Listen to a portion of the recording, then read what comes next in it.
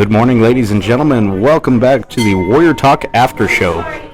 We have ourselves the impact player of the game, Mr. Number 2, Alex Amaro. Alex, introduce yourself once again to our viewers. Hello, my name's Alex. First off, I want to thank Moy. Good to be back on the show. I know I was on the podcast earlier, but good to be on this one. First time on this one, I'm excited. But yeah, other than that, you guys know me, just a regular guy. Oh, yeah, regular guy, but you know what? You were playing like a superstar last night, and that's what we're here to talk about.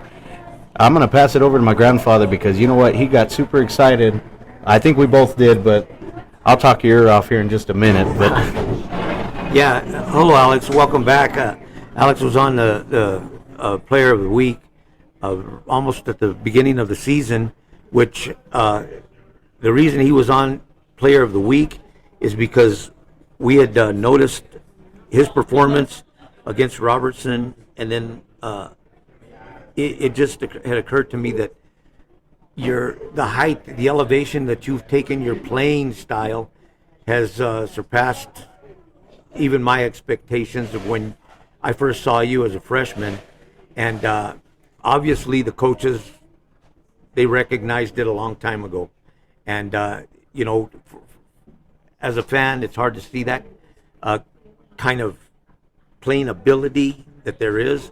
But like when you started out, I want to ask you about your first, let's say your first year of playing with the Warriors when you dressed out as a freshman, right? Okay, how did that compare to what you're doing now? I think as a freshman, Coach Z, as soon as I stepped on campus, Coach Z was in my ear. You know, we had Jordan Armijo on one side of the field playing defense, playing corner, and there was no one to take that other side. And the Coach Ocampo and Coach Z, both of them really just trusted me. They just trusted me to step into that starting spot as a freshman. And but I wasn't playing no offense back then. Our team was loaded back then. We had talent everywhere, all over the field. So Yeah, we did. yeah, but Was it difficult? No, it was hard. Like I'm comparing it yet last night's game as to when you first started. I mean, what's the learning process? How, figuring the game out and everything else? Because I know when you first started as a freshman, you didn't have the knowledge of your safety position that you're playing now is outstanding. Yeah. And when I first saw you playing the safety position, I thought, oh, holy crap! It's like you didn't have the height and you didn't have the bigness that you were going up against. How did you adjust to that? I think going back to having Jordan Armijo on the other side of the ball, he was a great defender. Moy knows he was on that team. Jordan, that dude, his work ethic, I think just learning from him every day that helped me a lot. Just picking his brain about what he was thinking, what he does in certain situations, and him just being able to talk me through that and help me through that. I think that was my biggest help. well, you know what, and that makes a lot of sense why you would pick his brain on the position because he is also a smaller guy in stature and not very big himself. So I mean, and like you say, he played. Excuse my mouth, but he played his ass off, especially on the defensive side of the ball. I mean, of course, on the offensive side, but everybody knows that. But on the defensive side, I feel like being a smaller guy and not as big as the one that you're defending, you almost have to play twice as hard just to be sure that you end up successful. Have you found that to be something that you've experienced that you've kind of had to try a little bit harder than the rest just to be sure that you're successful in your position? I think always everyone goes out there to try hard, try their best. But I think, especially going up a guy that's bigger than me, it's not. I don't know about. You got to play hard, you got to play to your best potential. But it's more about watching film, all the preparation during the week. As it's a lot of mental things, just any tells that you could get from the receiver to help you out. That'll just boost your game way more. That's exactly what I was fishing for. Is just the because of the, like you say, the mental capacity that you have to have when you go into the game, and watching film on your opponents and everything else.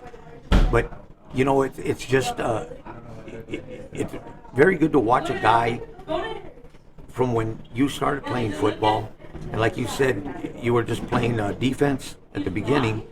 In that safety position, and took it from there and learned from the guys that that were out there that you were learning from. I think the way you were brought in to this whole game has probably put you just one level better than a lot of corners. I mean, safety or receivers that are playing the game right now, and it's despite the size, because you always hear in the NFL and stuff, they're size like Donald, on the Rams and all that stuff, being small, but yet they learned the game. They learned it really well. They got their position figured out. And that day against Estancia, when you were out there, and I don't remember if it was the third quarter. Remember when they had you guys? Estancia was just about to make a touchdown. I think they were about on their 10-yard line or something, and they kept doing that little sweep out to the right, and you were the only one out there protecting against that big receiver that they had. He kept going to the end zone, and they played that same play 3 times, going to that end zone. First time, you deflected, he didn't catch the ball. The next time, you stayed with him, and the ball went out of bounds. And then I think on the third pass, you stayed with him and covered him so well that I think it was Jay Lee came in and intercepted the ball in the end zone. Yeah. And that kind of mentality right there is just the work ethic's bad. I mean, it's really good. I think, especially going back to that game, well, every game really. I think every chance that I get to, even on both sides of the ball, on offense and on defense, anytime that I see the ball go in the air, I feel like I don't know, I get excited about making the play on the ball, So I think that's pretty fun. That feeling, we feel it too in the stands, because your positioning, you're watching, the intercepting that you've been doing lately, that's where it puts you above everybody, You've been able to read the quarterback, see where he's going to throw it, and boom, all of a sudden, there's Alex Amaro right there. Nightmare to the quarterbacks, because you're going to pick them off. There's one thing a quarterback can't stand is for you to be out there ready to take the ball away from those guys the way you did. You have two big interceptions in this last game last night, and Boy wants to talk about this. No, because you know what? Because there's 2 recorded interceptions, but I'm giving you 3, okay? Because you had me on the very last one, on the third one that you had. You had me jumping up and down. I think I ruined Steve Edmondson's broadcast of the game. I'm pretty certain, because I'm certain anybody who was listening to that game last night on Steve's show was hearing me scream bloody murder at the top of my lungs in that press box. The fact that you had made not only 1, not 2, but 3 interceptions that night. Now, granted, like I said at the beginning of everything, they took one of them away, which, whatever. That's a different conversation for a different show. You know what I mean? But how does that feel to know that you're in the middle of a dogfight and you're the one that's contributing in a very heavy way? Well, I think they got a lot of confidence. They came out first play and they threw like a 60-yard touchdown pass on us. We weren't ready for that. Obviously, right. There was some mistakes on our side of the field, So we knew, like, they got excited. They were gonna throw the ball. They were gonna try to throw the ball a lot. And that first interception, when he let the ball go, I saw the ball go in the air, and I had no doubt in my mind that I wasn't coming down with that. You know ball. what? And from up there in the press box, I had no doubt either. I could see it in your eyes, dude. I could see it in your eyes. You were following that thing all the way up until it ended up in your hands. Yeah, that first one when the ball was in the air, I had no doubt that I was coming down with that ball. And then the second one, it was good defense. I was in the right position, everything.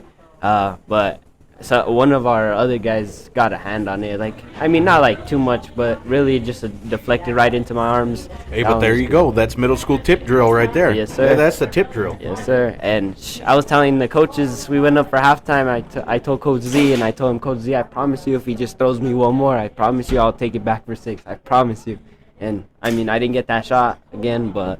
yeah, you did. It was taken from you. Yeah, you did. That was perfect. But, yeah. What about, okay, in this game, it seemed like the refs were doing a good job. You guys didn't get took like over at Amaro. That was a nightmare. Yeah. And but these guys, how do you feel about that one pass when you guys were going up in the fourth quarter? I think you guys had maybe 2 or 3 minutes left to play in the half, or in the whole game, matter of fact. And Isaiah threw you the ball, and you were up in the end zone on the right side.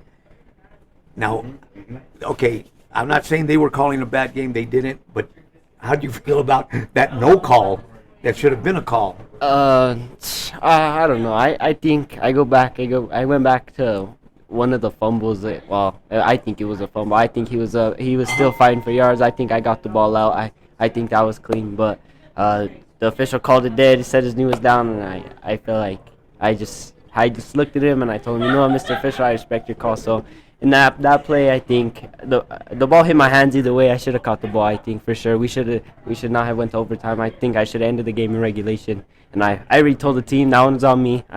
I gave my push-ups for my drop pass. I did all that, but yeah, I don't know. So you don't think the interference was there? I mean, he was there. Like, he was holding me a little bit, but I'm not gonna make an excuse when the ball hit my hands. I think the ball should have been. Good job. Yeah, that's. I kind of thought maybe it was a more flagrant interference, but yeah, you're the only one that knows better than the rest of us. But yeah, I remember that fumble. We were about on the 43-yard line. Yeah. And that was robbery. We were yelling at it from the stands, and I'll tell you what. But got to be cool because we don't want to get our 2 strikes and then we're out. I got a sheet of glass protecting me when I yell, so I'm screaming my head off every single home game. The only times I'm quiet is when you guys are on the road, and that's because I got the big old badge out that says NMAA on it, and all that good stuff. But looking back into the game, what you had mentioned that it was a bit of a shock when they had first play, first drive of the game, they break it in. Yeah. That did that kind of switch around the game plan at all, or did it stay more or less the same? What? I think not at all. I think we knew going into the game, going back to the whole week of preparing thing, we knew going into the game that they're a well-coached team. They're a pretty good team, and unfortunately, first kickoff of the game after kickoff, the first play of the game, they got us to jump offside, so we gave them a free 5 yards. But we knew that they were going to take shots that they seen on film that we weren't guarding the screen too well the past couple of weeks. They saw that, and we knew that could probably be a big play that they had, and it just happened to be the first play of the game. So we knew. I told Isaiah, I talked to him about it. I talked to him, hey, just keep your head up. We're good. There's still a whole football game to play. That was the first play of the game. Yeah. So. Oh, that was the first play of the game. It was weird, but I'm glad you mentioned it about the screen though, because I noticed, at least in the first half, because in the second half you guys turned it around, but there was a bit of a struggle, and it seemed like almost miscommunication when it came to the screenplays. I think, every time everyone gets a little excited when they think that they can make a play, So right. I'm not gonna put on the lineman. If I was a lineman, I didn't get blocked, the lineman went out for screen, and I thought I could get the quarterback, I would be excited too, Been there, done that. Yeah. I'll tell you that much. So I'm not gonna put it on them, and I'm not gonna put it on no one really. It's just everyone gets excited when they believe that they can make a play. Obviously you saw that first play of the game. The secondary thought they could make a play on the ball and gave up a 60-yard touchdown pass, but I think stuff like that happens, But we went into halftime, and that was a big coaching point. Is we got to do better on screen. So when they did that, how did your mental thought go? Did you think, oh no, we got a problem? Well, I think I saw him catch the ball, and first I wasn't that ball that the quarterback from Raton threw, that was a beautiful pass. I watched it go over. It was a beautiful pass. Was a good passer. Yeah, it was a beautiful pass. He threw it right in stride, perfect. But I seen him catch it, and I was like, all right. I knew that this is gonna probably be a dogfight. That this is not gonna be an easy game. That we definitely needed that one. Well, we're going to go on to break real quick, and we're going to come right back with more on last night's football game against the Raton Tigers. Warrior Nation. Warrior Football is now offering another fundraiser for your favorite football team, the Socorro Warriors. You now have the opportunity to sponsor a Warrior. If you wish to do so, visit apo-xpress.square.site. Alrighty, welcome back. We are here with Impact Player of the Game, number 2, Alex Amaro. Now, you know what? During the break, Alex brought up a good point, and I was going to talk about it myself because I got to show love to my men. Those linemen were out there. More specifically, those defensive linemen were out there, and they were kicking some butt. Wouldn't you say? I believe so. I think, just as we were talking about in the break, I think both sides of the ball, on offense and defense, the linemen, they did their job. Everyone has some mistakes, but everyone could always get better. But I think for the most part last night they did their job. And then at the end of the game, like even at the end of regulation into overtime, our defensive line was probably like the best part of the whole game, I think. But the only thing that I saw was about not about 5 minutes into the third quarter. It wasn't quite that, because we started letting the Tigers establish a ground game, because you got to admit, off the scoreboard, 21-21 tells you something. Yeah. I mean, they didn't catch up to you guys. At the half, it was 14-7. 14-7. You had a good lead. You guys were still on your rhythm, but nevertheless, 21-21 tells a whole different story, Yeah, I think, we gave up some yards. I think we gave up some plays that we shouldn't have gave up as a team, But for the most part, I think after the third quarter, pretty much from the fourth quarter on, that defensive line really stepped up. Even in the first half, our defensive line, they caused a big fumble, and David, he went and jumped on it. I mean, not to be that guy, but if David wouldn't have jumped on it, I think I would have took it back to the house. But I'll give David that one. I'll give David that one. He could have his fumble recovery. But also, even on the other side of the line, the guys like Pete and Andres in the middle of the line playing D tackle, Pete's playing DN. I think all of those guys are.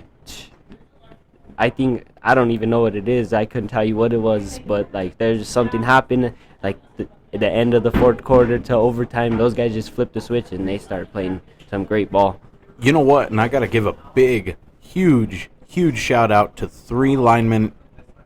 And these 3 linemen, I mean, if we did multiple impact players, I probably would have 4 of you guys on. If we did all that stuff, and it was lineman, so. Exactly. I'm an ex-lineman, so I'm extremely biased. You know what I mean? I am. I look at the overall football team. You look at the linemen. See, that's why I got my partner here to keep me in check. But I want to give a big shout out to number 77, Pete Lopez, number 74, Junior Gutierrez, and number 50, my man Diego Chavez. And you know what? In those 3. They were doing some work all throughout the game. Even during the rocky parts, they were still sitting in there and holding them up and kind of scaring them a little bit, and it was good. And I feel like, and correct me if I'm wrong, because like I say, I'm extremely biased, but I feel like they were at times giving the backfield a bit of relief. Yeah, that's a big relief for us always when I don't know, I say this every week. I tell them every week, you could ask them. I'm like a broken record. I tell them that I think the whole game starts with them. I think that, I don't worry about nothing else. If they could do their job, I know that our defense is going to be okay. And you can ask David before every game as we go out and we get in our lines and we stretch.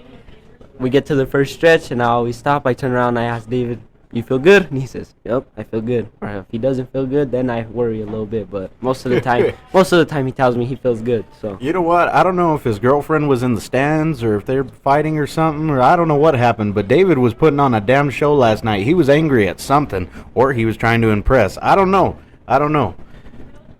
I couldn't even tell you. Dude, But I we could- had to turn it on because, Yeah. like I said, those Raton wasn't giving up. yeah, no. They went over there to win. I think, I don't know. I think big shout out to Raton's coaching staff.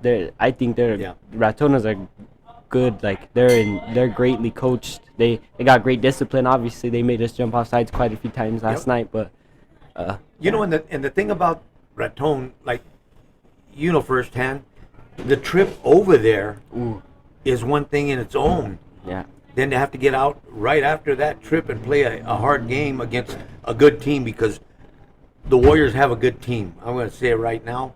You guys are the team to beat. Even the closeness of your games, the 1-point game, the overtime game, all the games. You know, you guys had one bad game, but It wasn't even a bad game, though. It wasn't. your alignment. What does being a lineman got to do with I anything? just had to throw that in. Are you talking about? You're talking about Robertson, right? Yeah. It wasn't even a I know, bad I game. know, It was I just understand. there. It's the first game of the season, and Robertson's always because I tell you right now. That's a hard one to be The matched way- up with at the beginning. Yeah, no kidding. I don't know. I think I liked it. I enjoyed it. It was Oh, yeah. it's definitely a rough, like a tougher competition game. Well, but that's- I'd rather you guys get beat then than in the semifinals like I did. Don't even bring that up. You're telling me that was my last ever football game. Lineman, I guess. I don't know. You know, but yeah, I can see where the mentality of Alex's can-do attitude. You know, he goes out there and expects to get the ball and make it. You know, and that's good to hear that. I love it to watch you guys play. Like I say, I've watched you since you were freshmen and building all the way up. How Coach Ocampo and the other coaches, Z and everybody else, has worked with you to make you what like you are now, you know, and your mentality to take all of the aspects and everybody else's plays and stuff and put it all into one and be able to go perform out in the field the way you have and be a productive machine for the Warriors to come out with wins all these times. Yeah, I think really shout out to those coaches like Coach Ocampo, Coach Z. Those guys helped me a lot for sure. I mean, Moy knows firsthand. Coach Ocampo watches a lot of film, breaks down crazy amounts of film, and I believe every week that every Monday when he hands us that scouting report, that's the best game plan that we could have for that game. And even Coach Z's in there breaking down film with Ocampo. He's at his house watching film, watching the other teams play. He's always doing that, you know, and he's always picking up things. I don't know. Z's knowledge of defense is crazy, and I think Moy knows that. Like, You've been doing it a long time. yeah, it's just in like the wisdom that he has. He's like a kung fu master kind of. Master Shifu, huh? Yeah. Now, I tell you what. I wish, as an ex-player, that I could play on this team through this season. I think that would be fun. Because in my time of playing, it was really only my freshman year where we faced challenges and hard games like that. It was only ever one or two games throughout the season from my sophomore year moving forward that were challenging.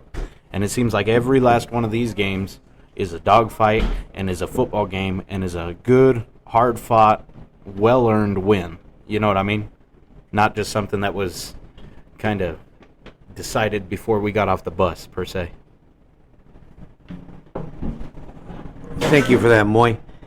I just want to try to round this thing up. What are we looking at out of Alex for this next coming game?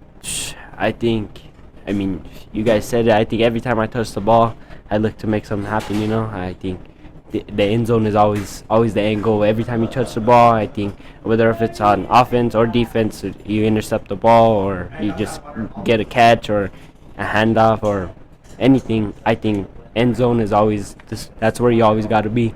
So whatever it takes to get to that end zone, this has to be done. Well, I tell you what, that's very good. I wish you the best of luck, not only next week's game, but the rest of the season.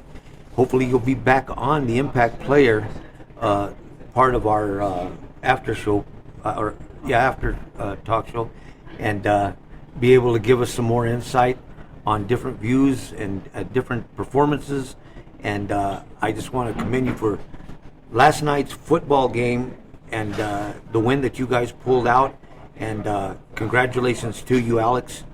And Alex, I'm going to tell you right now, I believe I played alongside you when you were a freshman and sophomore, correct? Sophomore year. No, even junior year. All the way through junior? No, you were a sophomore because I've been out 2 seasons. Yeah.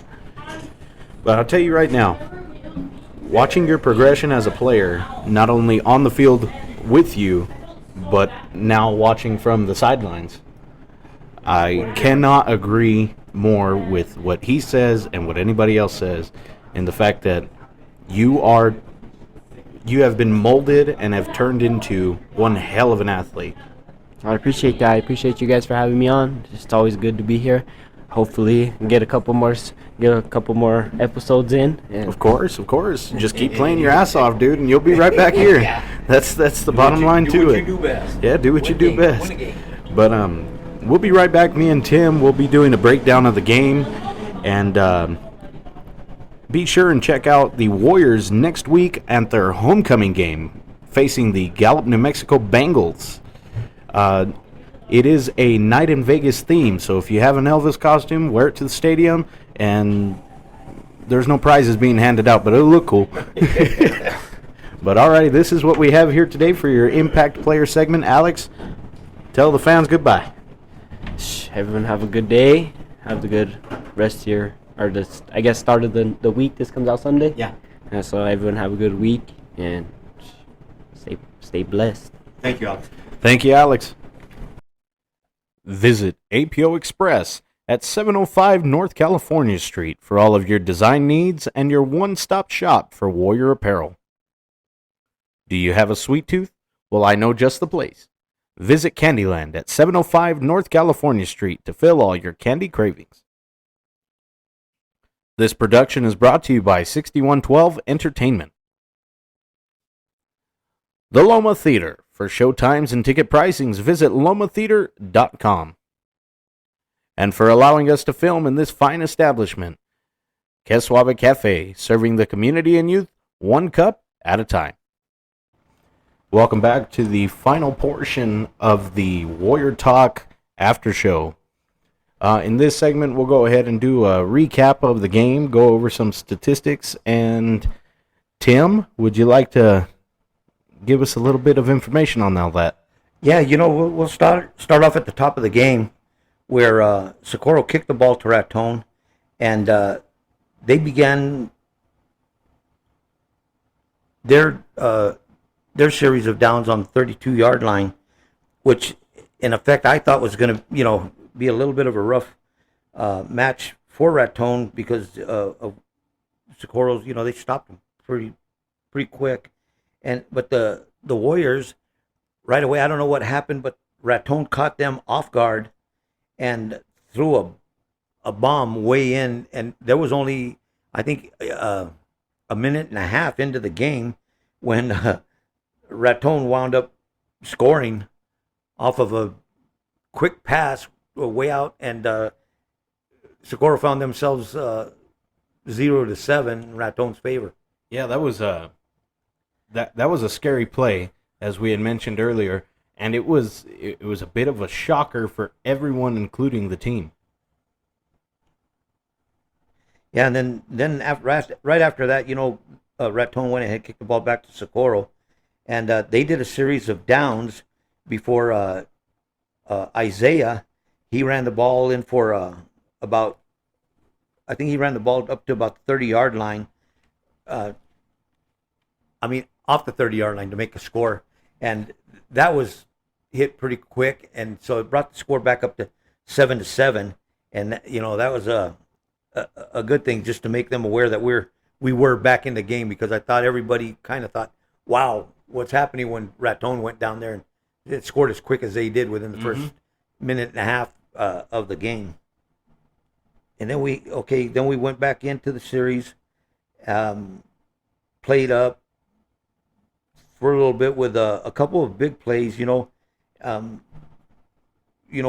that we recovered the fumble, and they gave the ball back to the Warriors about the 43-yard line. And then right after that, Jay Lee, he missed a good opportunity for a good open pass. He dropped the ball, and that was almost into the end zone.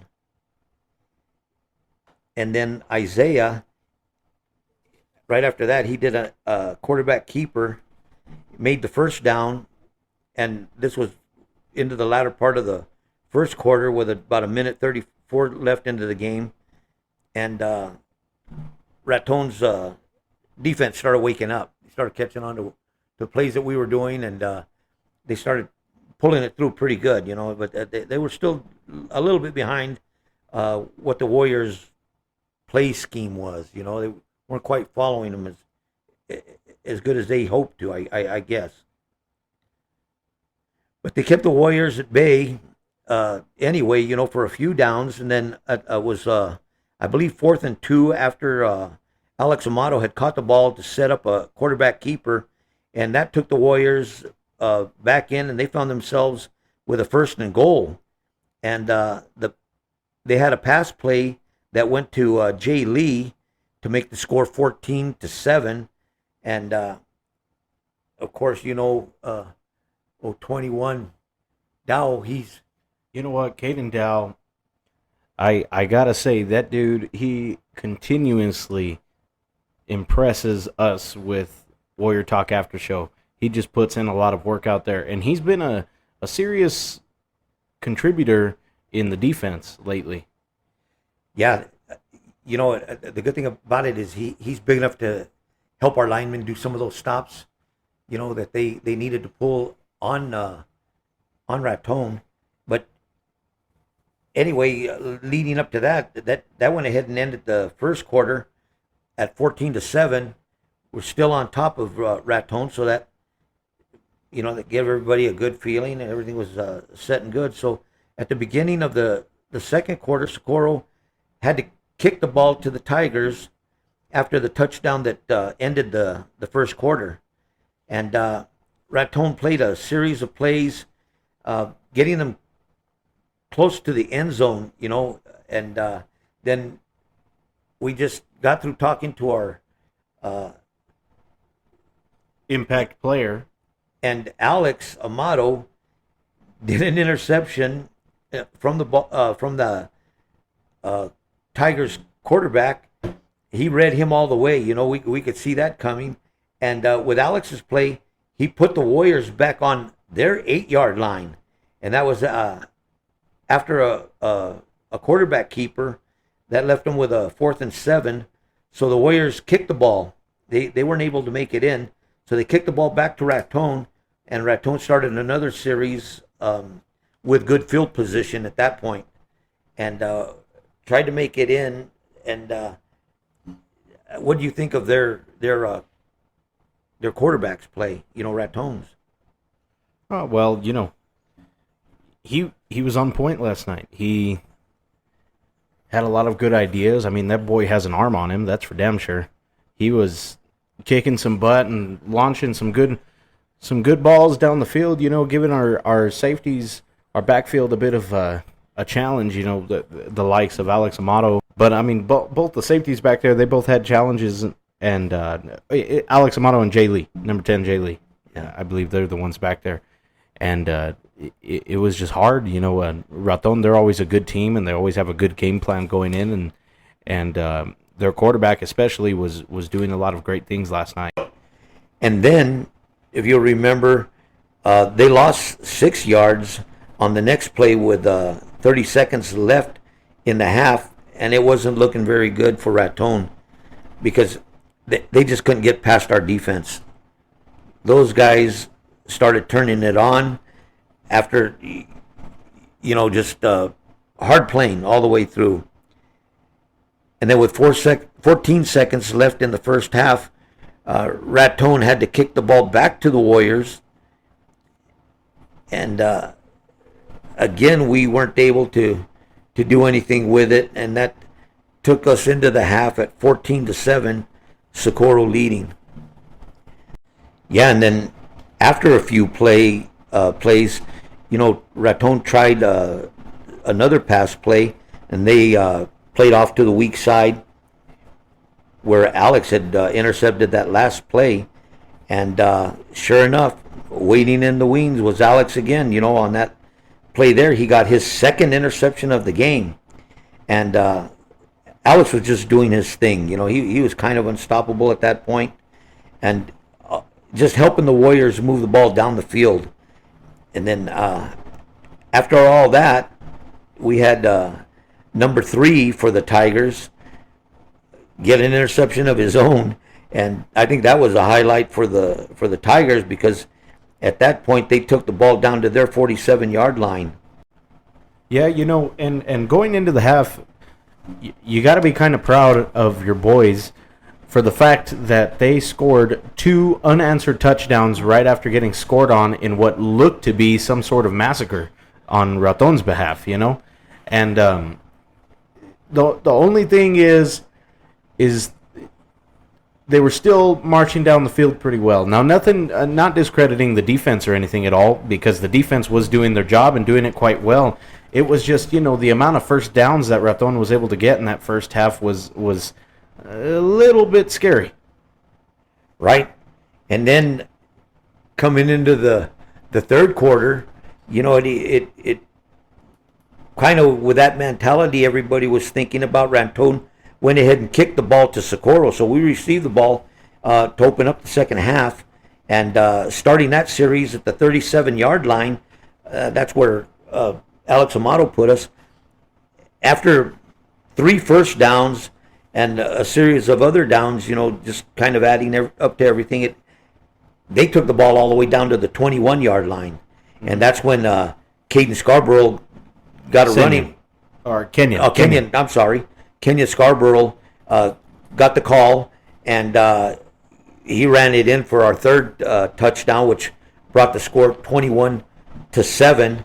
And that was a good feeling when he did that. You know what? And I'm going to give a big shout out to number 8, Kenyon, because he had a real good game last night as well. And I got to give credit where credit's due, because he sure is shaping up, Kenyon's really been an outstanding player. I think for every one of these games, he's contributed immensely to every offense and defense, both sides of the ball. So yeah, you're absolutely right.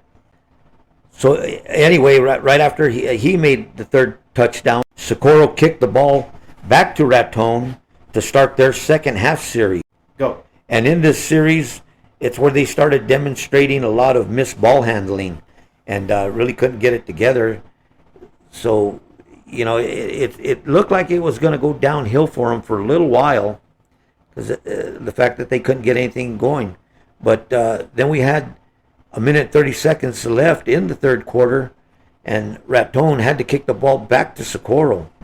So Socorro started deep in their on their side of the field, and that's where the third quarter ended.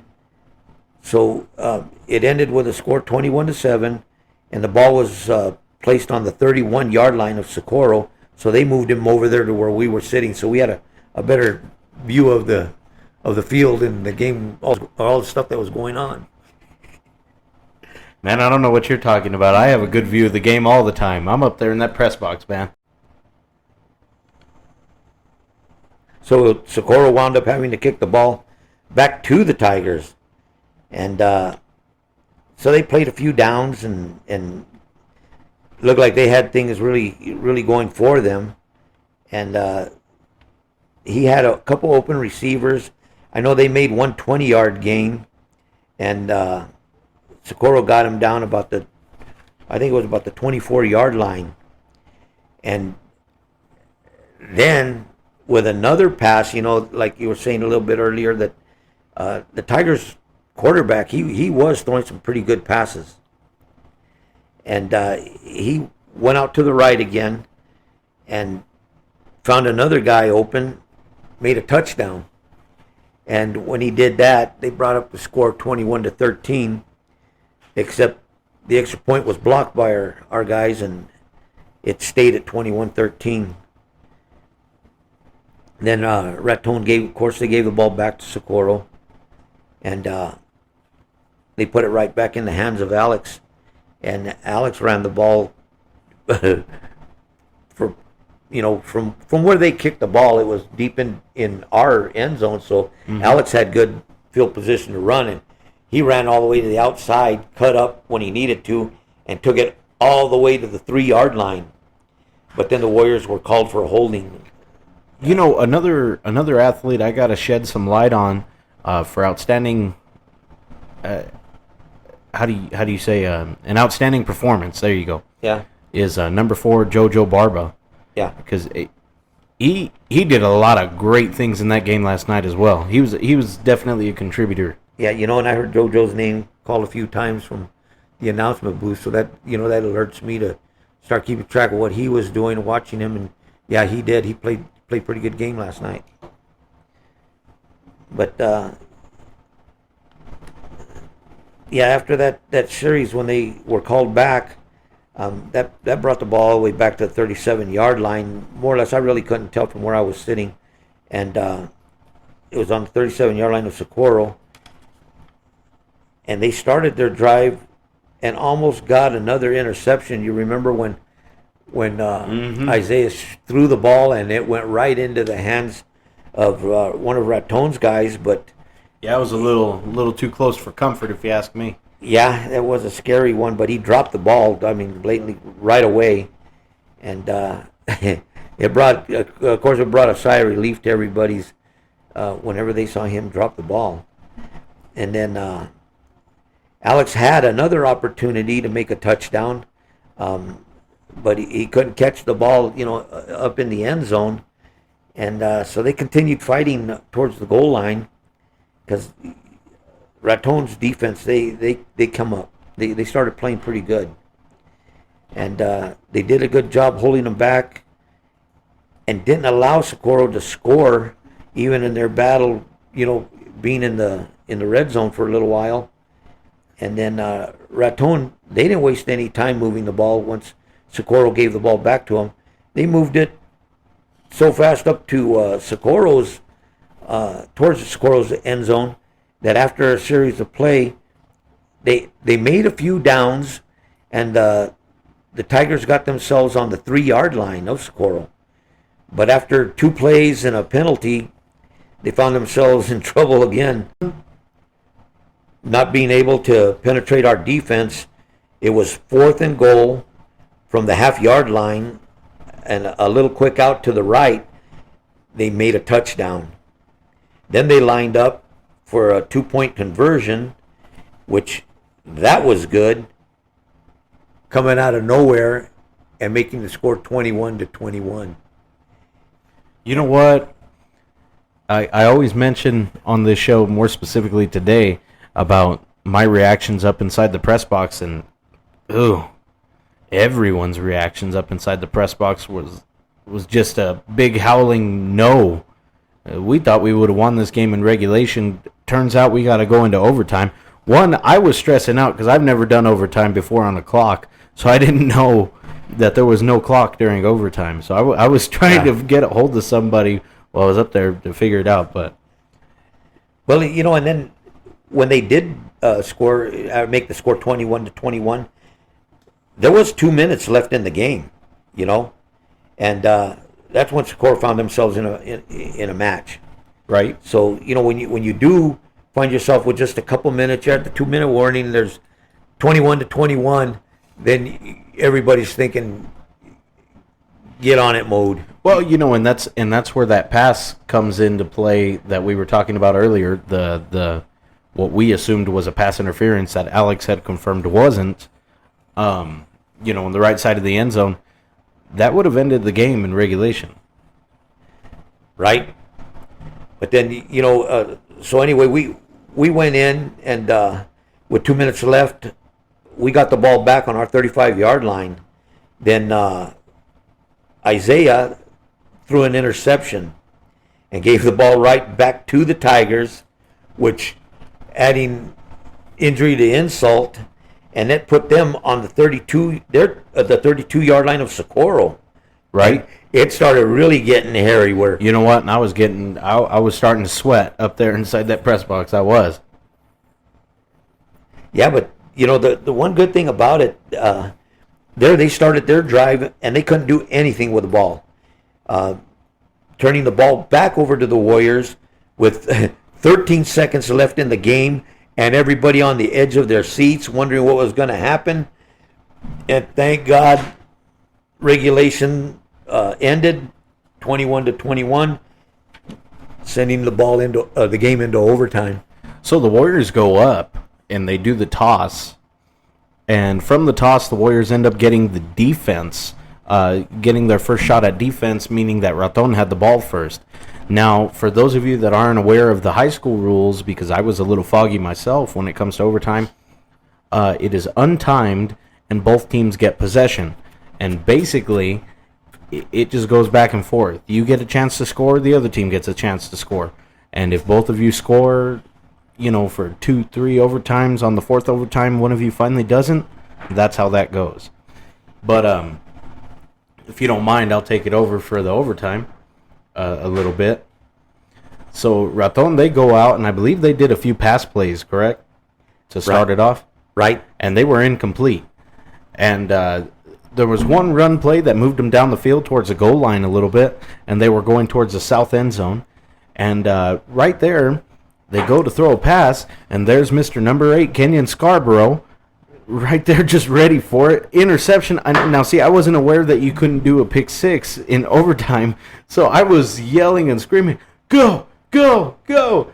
But anyway, the ball turns around, and I'll let you take it from here because you know more or less how the ball turns around. Yeah, it's just a turnover. And so what they do is they spot the ball back on the field for the Warriors to bring their offense on.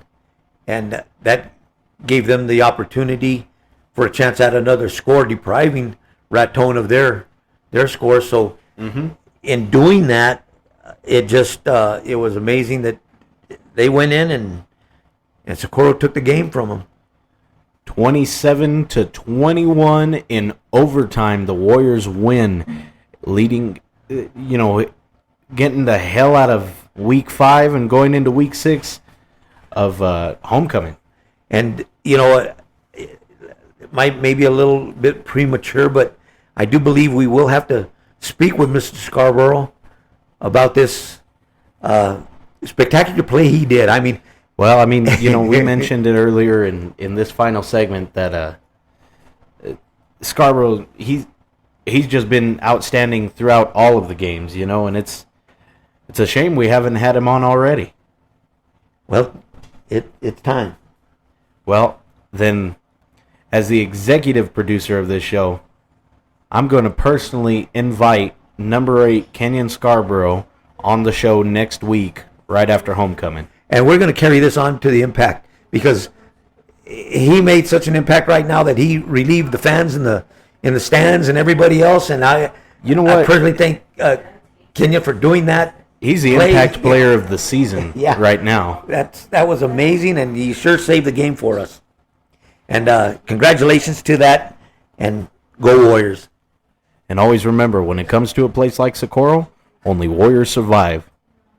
Ladies and gentlemen, be sure to check out this upcoming week's festivities, starting off with Monday, the Powder Puff volleyball game, and on Wednesday, the Powder Puff football game.